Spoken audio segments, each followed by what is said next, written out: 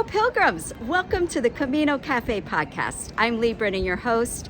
And boy, do we have a great show for you today. Let's take a sneak peek. There is no better place in the world for a solo walker than the Camino de Santiago. There's worries, there's anxieties about my health. When my anxiety hit me today, they just dissipated through the walking. I'm able to bring to my YouTube videos and helping other pilgrims. Everything you could do wrong, I've done wrong.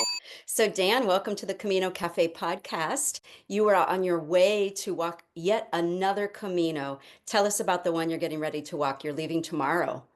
Yes, so first of all, thank you for having me. Tomorrow I'm flying off to Madrid and I'm walking the Camino de Madrid. So I'll walk upwards past a beautiful town or city called Segovia, which I'm really looking forward to. And my journey will stop in the town of Sahagun, which is on the Camino Frances. So yeah, I'm looking forward to it, hoping I get nice weather and I don't get rained on, but we shall see. I sure hope you have good weather. How many days are you projecting for that Camino from Madrid?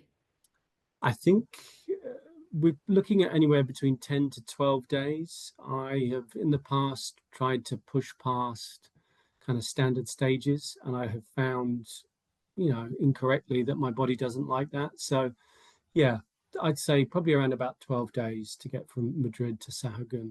Yeah. And what made you pick this route? Because that's not one that people typically walk very often, right? No, I'm not the biggest fan walking in lots of rain. I was looking at the Invierno because I wanted to go around this time in April, and I just thought Galicia kind of rain that doesn't appeal to me. And a friend was looking further down south at Via de la Plata, things like that. That's on my list to one day do it, but I just thought, what's down south, as it were, where it'll be a bit warmer, and I just happened to stumble across the Madrid, and I thought, oh, okay, did a bit of research, and it does appear to be very quiet, but it does seem to be quite a lot of infrastructure there. So I just thought, let's give it a go. Let's try something that's a bit out of my comfort zone and not kind of rain soaked. I hope, touching wood and kind of crossing my fingers. Well, from what my friends are saying, back in Santiago, it is raining and has been raining pretty much nonstop. So you Oh, made a good choice. yeah, yeah. Well, I'll let you know how good the choice was when I'm Okay. there. So now you've been walking since, I think we were talking the other day, since 2016 as when you took your first Camino. So take us back to where you were in life, what was going on, how did the Camino even come onto your radar? You live outside London right now, and Yeah. I'm just curious how it all came about. Gosh, casting my mind back, 2016. Well, my life had, well, not to be too dramatic, had been turned upside down by illness. At first, they couldn't work out what it was. I was having kind of balance, vision issues. I just was finding it hard to function. So I was in and out of the doctors a lot. I was bedbound a lot, and whilst they were trying to find out what it was, they originally thought it was labyrinthitis, and but later turned out to be migraine-associated vertigo. And I was essentially having migraines every day, and the world was quite a scary place. And off the back of those migraines was kind of quite extreme anxiety. Mm. So I spent a lot of time at home, and during that period, I would watch lots of BBC travel documentaries. Just dreaming of when I was well enough that I'd love to go and see these places. And I watched a film called Wild with Mm, Reese Witherspoon, um, yes. about her trek during a difficult period in her life up the is it oh is it never up the west coast of America. Yeah, And I the found that, Pacific Crest Trail. Yeah, the yeah, the PCT. PCT, that's the one. And I found that such an inspiring film and kind of an inspiring journey. I thought I'd love to do that. Mm. And then I looked into it, and I just thought that's probably a bit much for me where I am in my life at the moment. But I kept that idea in the back of my mind, and my mum suggested like a cycle tour in Europe, and she sent me this brochure online, and it was like a cycle tour on the Camino de Santiago. And I thought, oh, okay, that sounds interesting. I'd never heard of it. It sounded interesting, but I'd wanted to walk. I didn't really fancy it. So it came and went. And then, as is the case with so many pilgrims, I happened to stumble across The Way, because I think, having watched Wild, I wanted to watch more outdoor films. I was seeking those because my life had shrunk so much with the illness. And I watched The Way, and it made me look at the Camino de Santiago differently. And I thought, oh, it's actually more aimed at walkers. So that stayed with me, and that impetus stayed with me. But because of where I was, I didn't really feel confident enough. But I put it out into the world. I would just talk about it a bit. It was just, it's there. I want to do it, but I don't know how I'm going to do it. Mm. And there was a new starter at work, and my friend who was his boss, who also worked there, mentioned it to him. And we got to talking one Friday after work, and I mentioned it. And this is Frank. If you've watched any of my YouTube videos, he pops up a lot. And Frank, so relaxed, he's almost horizontal. And he had said, I've always wanted to do it, but I've never got around to sorting it. So I was like, well, I'd love to do it. Should we kind of do it together? We don't really know each other, but let's try and get to know each other on the walk. So we organized that, and we walked from Leon to Santiago. And in my mind, I just thought, get the Compostela certificate, get it done, get it ticked, and you know that's done. And I'm off onto some new adventures. But we did it, and we walked with people who've been walking from St. Jean, and just in awe of the community that was in front of us, around us. And we finished, and we're like, I want to go back. I've heard so many amazing things about St. Jean and Pamplona, and I just can't wait to get back. So that started a journey of going back each year and ticking off little bits until I could get enough time off to walk it all. So, those first couple of days out of Leon aren't the most beautiful days of the Frances.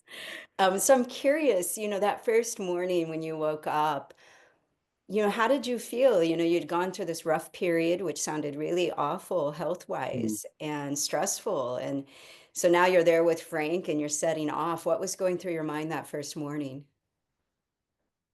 Nerves, I think real nerves. What I'd done, which I wouldn't say I would say not to do it. I would encourage people not to do it, but I booked everything, so everything was locked in. So that anxiety I'd kind of dealt with, but my day-to-day anxiety was still there. I'd gotten to know Frank, but we were quite clueless. I remember at one time trying to get out of Leon. We asked a bin man which way to go. We made it to the Parador, and then took a left rather than a right, and ended up in a field, and all these people started shouting at us. And I thought, these locals are a bit kind of angry, and they were shouting, and the one kind of came over and was pointing, saying, the wrong way, the wrong. I was like, wow, in the space of half an hour we've gone wrong twice. So quite clueless, really quite clueless. And because I'd booked the accommodation, we got, even though we went wrong, we got to our accommodation by about 11:30. And then it was like, oh, okay, this is quite easy, but not. And I just remember that evening, because my bag was so heavy, my hips, they were aching so much. And I was sat in this tiny little bath with my knees under my chin, just thinking, oh God, I've got to do this again tomorrow.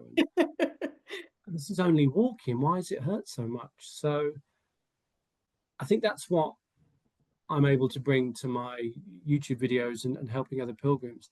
Everything you could do wrong, I've done wrong, and we did wrong on that trip. So yeah, I can laugh at it now, and there were some fun, kind of lots of fun times. But yeah, I'd say kind of nerves, anxiety, cluelessness, but underneath it all, just a joy of seeing this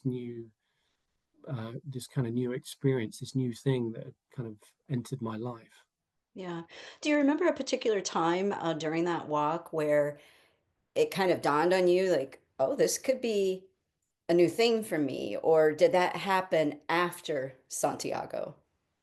I think there were moments where we walked down from the Cruz de Faro. We'd met a couple of uh, Kiwi girls, and we walked with them. We connected with a few other people coming down. I believe, oh gosh, I can't remember the name. The name escapes me. It's the first kind of town after the Cruz de Ferro, where they have that big hotel. Molinaseca, No, the one with the flags, with the big hotel with the flags. It'll Acebo, El come. Acebo. Yeah, that's the one. So we had this kind of little group, and one of the Kiwi girls got quite bad blisters. So we just stayed on the road. We all got to Molinaseca. There was just a little group of us. Someone was tending to her blisters. Then there was another group of us that were kind of jumping in the river in Molinaseca, and just the joy, the laughter, drinks, some patatas bravas. Just I was just like, this is just a magical way to live. And I actually gave myself sunstroke. I enjoyed the sun so much that day, but it was just like I had a moment, a few hours of just those fears, those worries, those anxieties about my health. Will I have a migraine? Will my anxiety hit me today? They just dissipated through the walking, through the sense of community, the sense of acceptance from these strangers, and the ice cold water of Molinaseca. That's beautiful there, isn't it? Yeah, I love it. Yeah, it's one of my favorite spots for jumping. It will always take your breath away, no matter how hot it is, but it's so much fun. I can't recommend it enough. Yeah, I love that village. You know, a lot of people have said to me when I first set off to walk my first Camino and then eventually moving there, people couldn't understand why did I have to go all the way to Spain to do this walk? You know, I could have walked the PCT, I could have done the Appalachian Trail. We have a lot of very famous trails in the US, and you have a lot of famous walks in the UK. What's different about going to Spain versus, could you have found those things maybe on a walk? I think there's that famous walk along the coast. Why not there? Why did it have to be in Spain for you? But there's kind of quite a few reasons, really. Kind of cost wise, walking in England is very expensive. Staying in an albergue back then, what, €6 to €8? Now it's anywhere from 8 to 15. So there's a purely practical level of being able to live quite cheaply. In But Spain, you're meaning the cost is yes, that sorry, much, yeah, right? in Spain Versus and Portugal, yeah, for the Camino infrastructure that's built there for walkers. There's also another thing in that, I've not walked extensively in the UK, but I've walked the West Highland Way, the Great Glen Way. I've walked from kind of outskirts of London to Brighton and things like that, and they're beautiful, beautifully stunning walks, especially in Scotland. The scenery is breathtaking. But even when we were there, we were talking about the Camino. What the Camino has over all of these other walks is that, yes, you're walking in nature sometimes like on the way into Leon or things like that. It's not very pretty. But what the Camino does, it almost draws in just amazing people from all over the world, and it creates, well, it's a bit cheesy to say, but the Camino family that Mhm. happens naturally on the Camino because of the Camino brings out the best in people. And there's an infrastructure on the more popular routes, maybe not so on the lesser ones, but it's that sense of connection. It's that sense of openness, kindness, of just meeting the best of everyone generally. And that's not, I've not personally found it there with other walks. I mean, people could say differently, but there is no better place in the world for a solo walker than the Camino de Santiago. You go solo and you will come back with friends for life, and that could almost be guaranteed.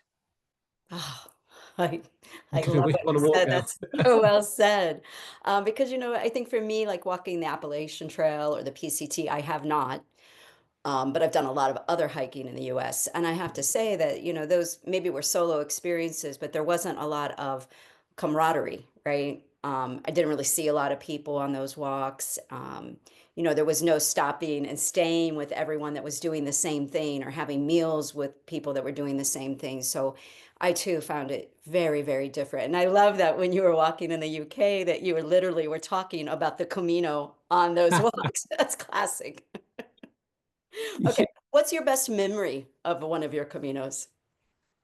oh gosh, I've got one I'm actually going to write about in Oh yeah. my next month's newsletter, so I better hold off with that one. Gosh, I'm on the spot. Most amazing Camino or Camino memories. One that probably lit the fire was in 2018. Myself and Frank walked from Saint Jean Pied de Port to Lyon, and we made friends with all these amazing people from kind of Italy, America, all across Europe. And on our last day, they were all carrying on to Santiago, and they threw us a leaving party in this Airbnb that they had. All of these people that were strangers weeks before were just kind of, they took my phone, they're leaving video messages because I said I was going to make a video of the walk. And it was just such an amazing time. And it actually felt like a breakup when I waved them all goodbye. And I stayed on the WhatsApp group as they carried on. And it really hurt. I felt like a, a lovesick teenager at work seeing these messages pop up. And it lit a fire in me, and it gave me the impetus to go and walk up to my boss at the time and say, next year, I want to go back and I want to walk it all, whether it's paid leave, unpaid leave, I'm going back because just of that warmth and that kindness. And I just thought, I've got to do it. I've got to go all the way. So it was a bit of a bittersweet sweet memory, but it was such an amazing catalyst that I don't know, it took my Camino addiction into overdrive. Okay, yeah, that sounds like it would. Okay, so let's go on the flip side. What's been the toughest day or toughest route where you're just like, that's it, man, I'm quitting. I don't want to do this walk anymore. Have you had a day like that? Gosh, yeah. So there's a video on my YouTube channel, which I filmed last year, which is where I did quit. And that was on the San Salvador. I maybe had a false sense of confidence. You come having walked, like one year I walked the Camino Frances, then jumped on a bus and walked back from Porto back to Santiago, over 1,000 kilometers in my legs. But as is the case when you're not on Camino, you're not doing kind of the average distances a day. So I trained a bit, but getting to the San Salvador, and we wanted to get to Oviedo within 4 or 5 days. So okay, we'll do the San Salvador in 4 days. The Whew. first day we walked, I think the first day we walked for 10, 11 hours. Then the second day was 11. And it made me miserable. And then it's made me question myself because I was like, I actually love the Camino. The Camino means so much to me, but I don't I don't want to do this. I want to go home. And it really shocked me. And I was like, oh God, have I killed the golden goose? But I think what it was just too much too soon. We were locked in again, like, back to 2016 with we have to get to this accommodation. There's no freedom because we've got such a tight time frame. And also our main kind of impetus for going was to walk the Primitivo. And then I started to get worried that this is going to impact it. We're going to get to Oviedo absolutely broken. And then we just carry on. So that was tough. And it was even tougher. I'll let the cat out of the bag. It was tougher to quit. So we quit halfway through that. And we got to Oviedo by other means. And that kind of hung heavy on me. And I documented it. And people have been quite kind in their responses. And it, in hindsight, I can look back and think, actually, that was the right call. It was the wrong call to try and do it in 4 days, and it was quite tough. I probably could have got through it, but I'd have been miserable, and then it would have potentially ruined the Primitivo. And we had one of the most amazing experiences on the Primitivo. It was like the Camino Frances just condensed into 2 weeks, a bit less busy, with amazing accommodation and just kick-ass views and scenery. So yeah, that was probably one of the tougher periods and one that kind of hung heavy over me for a little while. Yeah. Oh, I love that you documented this because sometimes our caminos don't go the way that we expect, right? And Yeah. sometimes we have to make calls, whether it's what happened to you and trying to condense that into 4 days, or maybe there's an Mm, injury and we've got to end it or take some days off. And I think it's important to do and listen to what our body is telling us, or in that case, for folks that have not walked the San Salvador, I would liken it more to my hikes in Utah. For me, it yeah. was more, I loved it, but I had more time. than what you had. And it is when you have to plan ahead because there are very, very few accommodations, right? And so Mm, you do have to plan, and it's a much tougher walk. It doesn't, to me, I loved it because it was beautiful, but it's yeah, extremely challenging. I would never recommend it to a new pilgrim because it's missing for me some of the elements that I love the most about some of the other routes, right? Like like the Frances. It's not stopping and having a drink with everyone yeah, partway through the day, enjoying a meal partway through the day. This, to me, the San Salvador was more like a hike.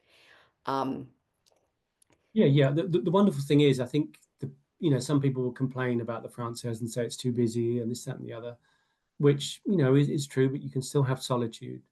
But what I found was the Primitivo was a wonderful kind of in between. It had some of the rugged beauty of the San Salvador, but it had generally enough Camino infrastructure and enough pilgrims to be able to have those conversations, to be able to form a little family or stop at a cafe and talk to pilgrims from all over the world. yeah, It's agree. got to be on your list next. All right, well, let's kind of shift gears. So, you go from becoming a pilgrim in 2016 to Mm, now hosting a very popular YouTube channel, Camino Hacks and Tips. yeah. You've got a lot of great content out there, and your newsletter, you have member only types of events that you'll be doing. And so how did it go from walking this very first Camino to all of a sudden being this, I think, amazing content creator? First of all, that's very, very, very kind of you. Thank you. Obviously, this is an audio podcast, but you can't see me blushing. So how did I go from a clueless pilgrim to someone now telling people what to do? Um, I think it probably occurred around 2022. I walked after the pandemic, and I was just enjoying making little videos and on Instagram and sending them to each other in my group. And one of the guys, a Belgian pilgrim, Koen, had said to me, "You should kind of do something with this." And I was like, "Well, I don't really know what to do." My experience had been in front of the camera because I'd spent many years as a professional actor. I didn't really know about the kind of technicalities, but I just enjoyed it. So that stayed with me. And I went home and I plucked up the courage to make some YouTube videos from my bedroom. So I made a few. They were kind of a bit tentative, and it was, I likened it to learning and failing in public, which I found quite difficult at first. And some people would comment, some friends would say, "Listen, I think you need to get a microphone, this, that, and the other." But one thing I could fall back on is that I've done a lot of writing. So I was able to kind of write scripts. And I also noticed that the barrier of entry was a bit lower for the Camino content. So it's not like I was trying to compete with Mr. Beast with my mobile phone. So yeah, I found that just tentatively making videos in quiet, and then by the fifth or sixth one blew up, and I was away actually in 2003, the following year. And I just walked the Camino Baztan, another shorter route, and I turned my phone on. I just saw it going crazy with all these views, kind of 500, 1,000, and it monetized me quite quickly. And that video has gone on to have, I think, over 290,000 views. I've not been able to Wow. get near that since, but it just, for something I'd made in my bedroom, that I tried to bring my own voice to it.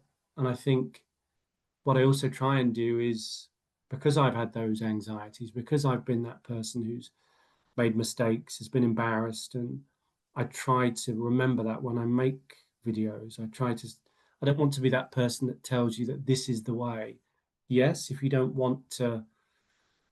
want to book everything, then that's your prerogative. But I'd encourage you to try and let go of that after a while. But if you don't feel comfortable, that's fine. So I try and have those feelings and those thoughts running through my videos, and some people have responded quite well to that. So yeah. Yeah. So back when you first walked in 2016, and even when I walked in my first one in 2019, there weren't as many content creators out there. Were you a YouTube viewer prior to walking? I know you saw the way you said, but were you on YouTube at all prior, looking up Camino stuff? I had actually tried to start a YouTube channel up in 2018 and I put some videos on there. I didn't really know what I was doing. It was more just for the people that I walked with. But prior to that, there was a guy, I watched one documentary, which a guy, I think he had been a documentary filmmaker where he filmed himself walking the whole Camino and it had turned into a love story. I think that got quite a lot of views. But there was a guy who I would watch him while I was preparing. It was just an Englishman who would just sit on a log, I think either near himself or on Camino, and just talk to the camera about, this is what you should do, this is what you should look out for. And I was just, like this eager student nodding away, writing notes. And it was very lo-fi, but it kind of contained a lot of value, really. So, yeah. And then I probably disconnected it with it for a bit. And I think there's a difference between consuming and creating.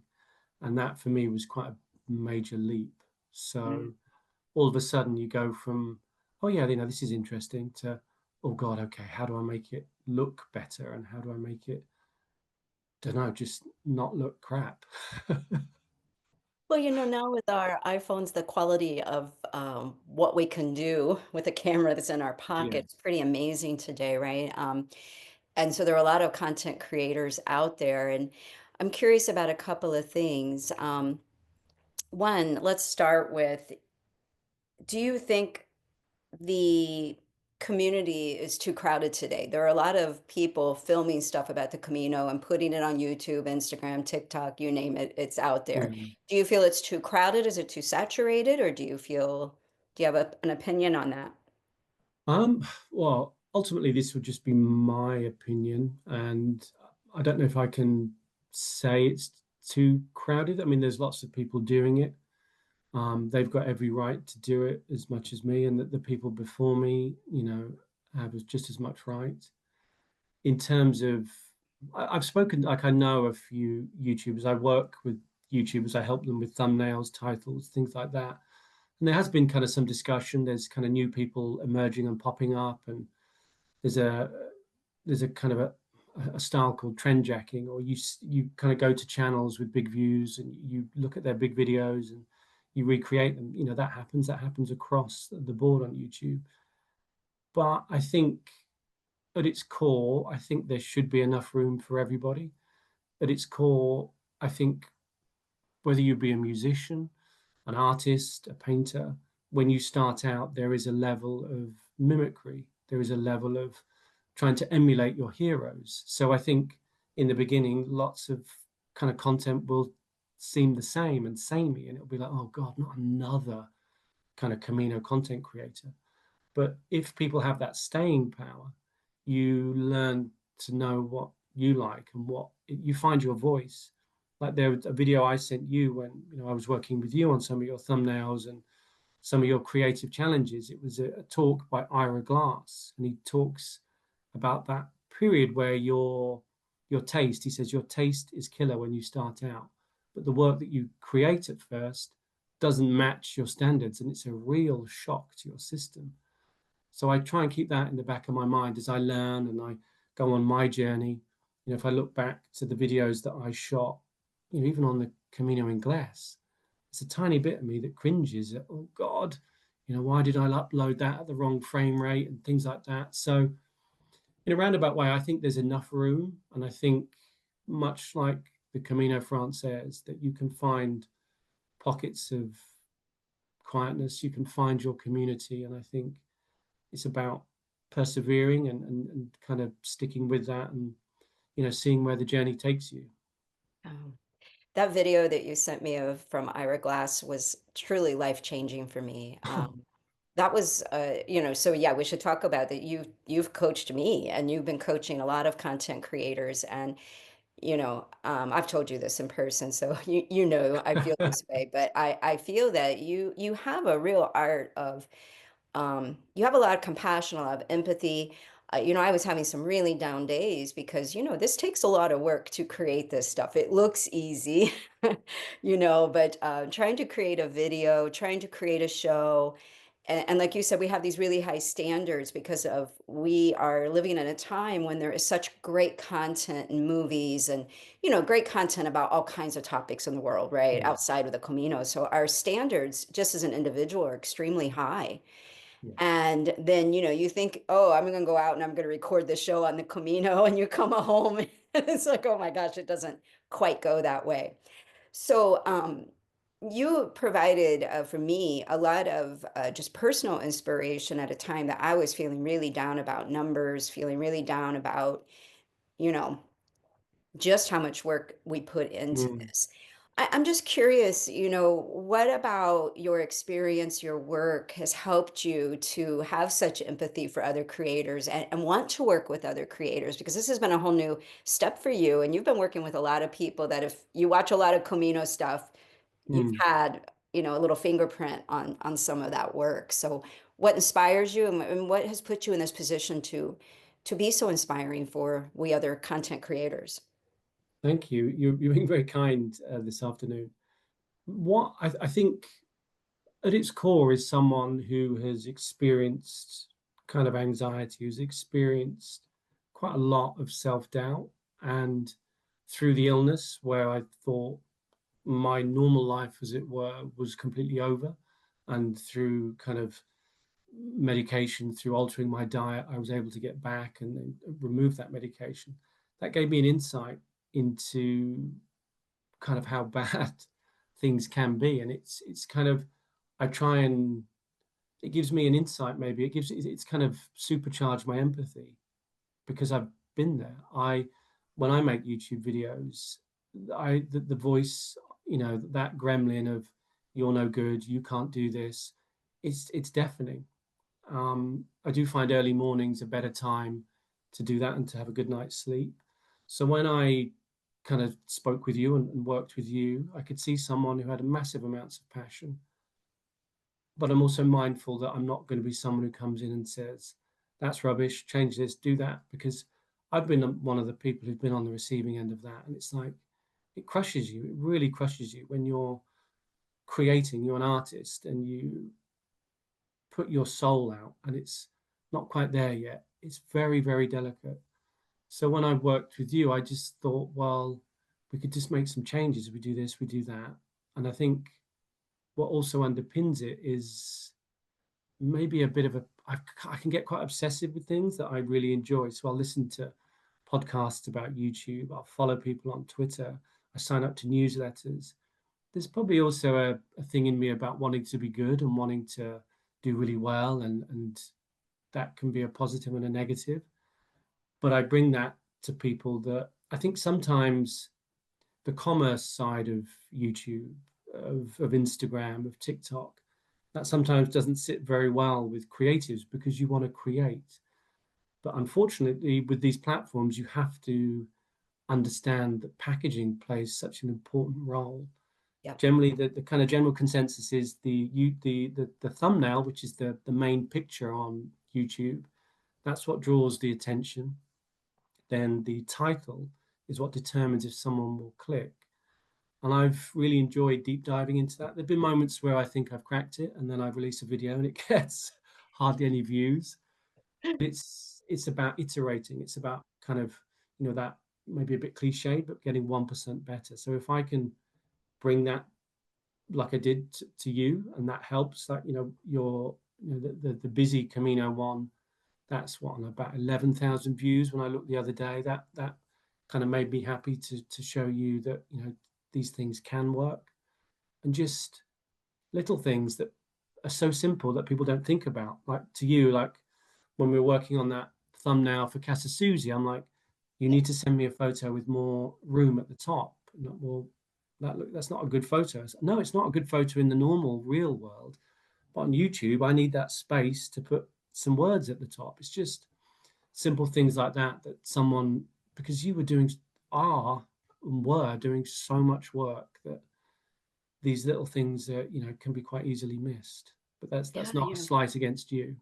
Yeah, well, I mean, until I started working with you, I was so baffled by all of it. We'd spent so much time creating these really beautiful interviews or, whatever, beautiful content, and then yet we would not get very high in the algorithms, right? And I had no clue about the you know this about, but I'm just confessing to this audience, right? Like, when I got into the YouTube stuff, it was one thing doing the audio podcast, right? But doing Mm. YouTube, your cover photo, folks, I'm talking about what you see, what comes up in your feed that draws your attention to watch a video. So if you're not a subscriber or even a subscriber, sometimes, it's going to come up in your feed and you see it, you see the little blurb that's on the photo, which he's talking about with the headroom. And then there's a headline. And then finally, if somebody clicks, there's the content. Yeah. Well, those few things, that cover photo really matters. And I never knew that. That was like, I would just slap something together at the end because I finally had my content ready. So, anyway, so everyone, that was a free tip you just got from a content creator coach. So, can you give us two more for people that are aspiring to be a content creator for the Camino specifically? Oh gosh, you put me on the spot. Just two. Okay. You already gave a great one. You know. Okay. So one again that I learned, excuse me, that I learned through failure. If you are deciding to go out and film on the Camino, my recommendation would be, if you have a scene you're going to film, start recording before. So if, say, you want to watch someone walk into scene, start film, press record before, and then leave it recording for a bit afterwards. There is nothing more maddening than getting back to edit, as I did for when I filmed on the Portuguese coastal. And I'm like, why did I stop the video there? I can't edit out of this. I can't get out of this. It's a nightmare. And it just get more footage. That's what I would recommend for that. What else? Another tip when filming. Gosh, I'm trying to think of another tip. I think one thing that you've kind of touched on is it can be a bit scary when you start out. If you look to say, the Camino tellers, that the quality of their footage is kind of phenomenal. Or Efren, Mr. Drone, Oh my flying, gosh. getting all Yeah. these amazing shots. But I have found generally that the Camino community on YouTube are really quite forgiving. What they want a story, or they want to hear your story. So it's your truth. So if you feel brave enough, just show us your Camino, show us your highs, show us your lows. And if it's a clunky edit, or you're cross dissolving, which is a kind of an easier way to edit, or if your music's a bit too loud, it doesn't matter so much, because we're following you and we want to hear your story. We want to see what it's like. Is it tough? Why did you trip up? Why did you fail? Why did you go that way? That, I think, should be the overriding message. And sometimes I have to remind myself that when I look to these creators with amazing color grades and drones, it's like, oh God, I'm not there yet. But it's like, it's okay. Just keep on keeping on, as they say. Yeah. Oh, great advice. I want to kind of flip it a little bit and say, obviously when we're walking a Camino, the majority of people that we're walking with are not content creators, right? Mm. And I have walked with other content creators that have become quite obnoxious, right? I can remember being at one of the first peaks on the San Salvador, and there was a content creator, a fellow content creator that didn't know that I was also creating content. And he really kind of disrupted the moment, I have to say. Mm. So he was just with his iPhone or whatever. But and there are also complaints about drones on the Camino, and people want to have the footage. In order to have Yeah. beautiful footage, we do have to do some of these things. So, you know, talk to that a little bit. If somebody, how do you not disrupt? Do you think about, does that even come up in your mind? How do you find the balance in that? Well, the irony is, I think I was cutting shots too early because I was embarrassed. I was embarrassed that people were noticing I was filming them. So became self-conscious and would cut the filming. I think what I've discovered through trial and error, lots of error, is to let people know, that you're filming. That way people can say whether they want to be filmed or not. To actually have the respect not to stick a camera in their face. I've learned, I've got used to it, but to try and record everything that, I do within reason. and also not to kind of have the sense and the realization that not everyone wants a camera stuck in their face. Or, coming from an acting background, I can redo things. I'm used to hitting my marks. You do a take, you go back to first positions, and you repeat the exact same thing. You pick up some. I'm not saying I fake things, but if something doesn't look right, I can redo it. So it's about, I think first and foremost, you need to let people know. I'm going to be filming some of this. Is that okay? Because also what I've found, I've got a video on the Primitivo, and that's been one of my favorite ones to make. And I've had a lot of good feedback from people who've watched it, friends, strangers from all over the world. And what I'd learned, like from all the mistakes as I took to that video, is when you stick a camera in people's faces, and bearing in mind I use an iPhone or a GoPro, the GoPro is amazing because it's so small and people think it's nothing. So you can get away with filming a lot more. But I learned by sticking a camera in people's faces to try and get the real experience, they'd get really uncomfortable and not want to be on camera, or you'd end up just filming them walking from behind. So what I did with the Primitivo one is afterwards, I either took out my phone using the voice note and got them to talk into it, just tell me about their experience, or they sent me voice notes, and then I could put their experiences on as a voiceover, and it didn't impact them in any way, and they didn't alter their how they were with me. So I think it's about being respectful and just understanding that just because you've got a camera doesn't mean you can stick it anywhere you want. Yeah. Yeah. Very, very good points. Let's talk a little bit about, before we finish up here, you've had some really popular videos recently out. One titled The Truth About Walking the Camino de Santiago, Six Things You Need to Know Before You Start. So let's tease everyone because I'll have a link to this show in the show notes, but maybe give us one or two things that you talk about in that particular video. Uh, Probably the two ones that stand out. One, it's talking about that first day on the Camino Frances, which can be a real shock to the system, and the fact that there are alternatives within that. What I'm talking about, probably the main, most famous route, which is the Napoleon route up over the Pyrenees. And also, there's a section in there. One of the tips is about kind of the perceived proper pilgrim. And that came about from me being spoken to quite rudely on a Camino forum and being called out for being a tourist, or, recommending accommodation, which was against, her views of what a pilgrim is. So I decided to take that and actually respond to that in the video and say, just because you send your bag on, just because maybe there'll be a day where you have to get a taxi or something, just because you book your accommodation, it does not mean you're a bad pilgrim. You walk your Camino your way. And I think that experience was quite negative for me, but it's led to something positive, because so many times, so many first time pilgrims are told there's a proper way.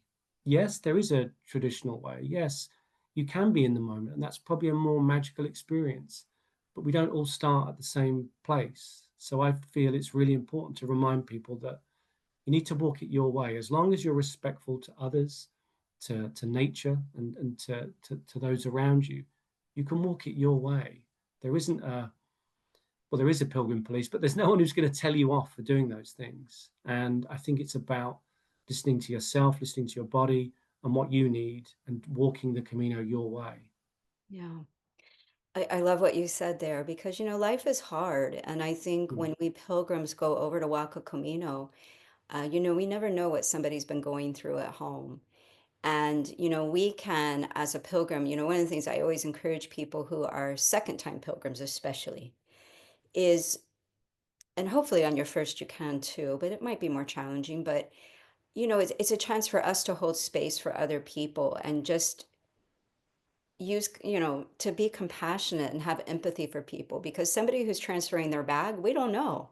We don't know Mm. why they're having to do that. And actually it's none of our business, right? So if we can just hold Mm. space and learn to not judge, and just focus on our own walk, it'll be a better experience for us anyway. But but if we can hold that space, the world needs a little more kindness. And I think the more people that can walk and find what you found on the Camino, that's what I hope everybody finds. And I think the more that we as pilgrims can hold that space for someone to do their Camino the way they need to do their Camino, then hopefully that's what they'll find. Definitely, yeah. And I think just to kind of add to that, say if you're walking the Camino Frances from Saint Jean all the way, it can be a shock when you get to Sarria, but you can choose how you react to that. You can, again, I think this is in the video as well. You can merge with everyone and go with that vibe change, and it's almost like a bit like a party. You can stay off stage. You can do bigger stages. It's up to you. You can decide what you want to do. And I think some of those people who have walked from Sarria to Santiago, they might be poo-pooed a bit by people who've walked the longer route. But my mum walked that route and it meant so much to her. I think she cried at the end when she finished it because it was such an amazing experience. So I'm not going to sit here and say, oh, you just did Sarria to Santiago, you're not a pilgrim. It's like, that could be monumental for that person. They could have an ailment that, you don't know what they've been through. So you've got to try and switch off your everyday mind of kind of, which unfortunately I can be guilty of, where you're quick to judge, whereas on the Camino we need to recalibrate it, and like you say, try and find space for anyone and everyone, and be more accepting of others. Yeah. And that's the thing is like, if you do no matter the amount of Camino that you walk, if it's 100 kilometers, 500, I mean, think about that day when that very first day out of Leon for you, right? Like, why is this so hard? I only walked, right? So Camino is no walk in the park. It's No. not climbing Everest. Okay. I've never done that, but that looks pretty darn challenging physically, right? Um, but it's also not a walk in the park. And when somebody says to me, "Oh, I just or I only walked this portion," and I say, "No, no, no, no, no, you walked a Camino, right?" And it's all about the intention and what you do with it after. And I want to end this interview with, I've only known Dan since Dan found the Camino. Yeah. So I'm going to end this with, how has the Dan changed? If I had met you prior to that first walk in 2016, how is the man sitting in front of me different today than what he was back then? So the person kind of pre Camino, gosh, well, I've kind of, I was quite a dedicated actor. I didn't really reach the heights that, the goals that I'd set myself. But I was probably a bit more petulant, a bit louder, a bit bigger, probably not as much empathy until I'd had brushes with anxiety. My health had changed. But by walking the Camino and going back every year, because I could only get, a couple of weeks to 3 weeks, I could chart my progression as I kind of grew and regained my strength and my confidence. So I think post Camino, I'm not perfect. I'm human, but I like to think that the Camino is something that I've discovered that centers me. That I have this place that I know I can go back to, and I can meet like-minded people and feel closer to people, closer to nature, more like myself. I often find myself saying that when I'm walking Camino, and having that, knowing that there is that place that I can go to, gives me comfort. Maybe not the San Salvador straight off the bat, trying to do it in 4 days, but the rest of the Camino, I feel very lucky to have that, and I feel that it's made me a more positive, empathetic, potentially open-minded person. Beautiful, beautiful. So, will you be recording some stuff on this walk that you're doing? Yeah, the irony is I've said about not sticking the camera everywhere. My camera and my drone, I'm walking with another YouTuber, so it's going to be, yeah. If you see us, hide because we're going to be filming. Unless you've always wanted to be in a Camino No. documentary or film or whatever, then find you, right? Hey, thanks for doing this, Dan. It's been a pleasure to talk with you. Thank you for what you're doing for the Camino community by providing, I think your page, Hacks and Tips, is spot on. You have so many great tips out there, and I love what you said earlier on about, you have become a great voice in this community because you've made all the mistakes, and I think that's how we learn. That is how we learn. And I think we also learn by sharing our stories. And thank you for being willing to come to the Camino Cafe podcast and share your own story and be so vulnerable to talk about uh, all the things that you've gone through. And because I think sometimes people would think, oh, all this stuff is so easy, and it's not. And you are making it in a really challenging content um, community out there as far as just YouTube in general. And I'm just so excited for you and excited to see what you continue to put out there. We'll have links in the show notes. And yeah, we wish you a great walk. And hopefully we'll be able to chat when you get back.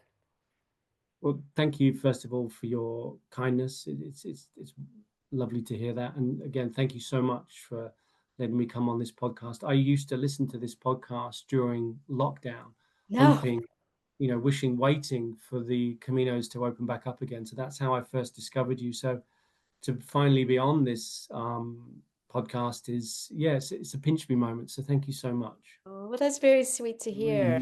Well, that's a wrap. Thanks for joining us today. I hope to see you in Santiago or maybe on one of the Camino routes. Please take good care, pilgrims. Ciao.